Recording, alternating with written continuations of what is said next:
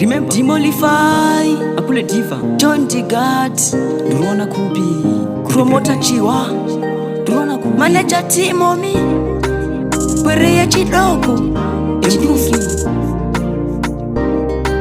Maraki, Dinoda baby, Rinota Mari, Kwete Rinoda Mari, Dinoda baby, Rinota Mari, Kwete Rinoda Mari,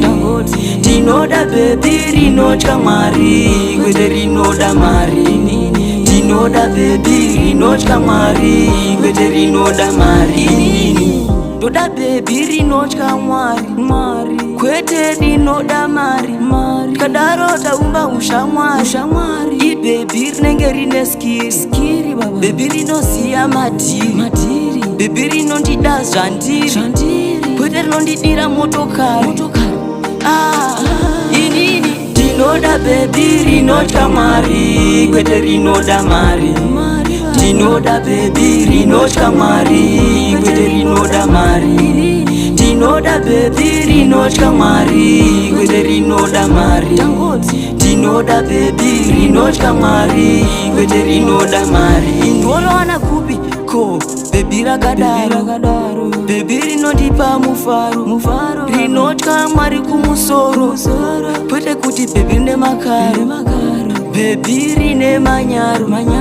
rine magaro, rina akatopfura anashina, baby rakanuna kunge majalina, baby rakapfura vana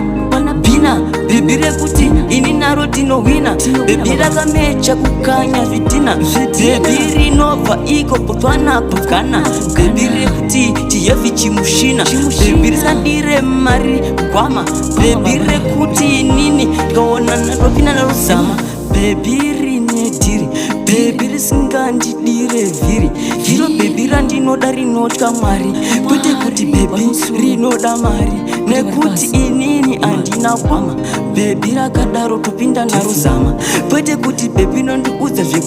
zvekumama, toruudza kuti kuna Mwari dai vagogwadama, baby risingacheme rinotoziva kuti apa ndine murume, baby rekuti kana ndaritume rinoya fasta kwa madzime, baby rekuti inini kana ndapinda naroma zheti rakamecha nalaleti, baby rakamecha nana pretty, baby rakamecha kuita anadlight totoridawo, baby rakadaro, baby risina madaro, baby rine naru abataro usmanakiwa ni naru Improve Ndurona Kubi kufu Kwereya Chidogo, Manager Timomi, Promoter Chiwa.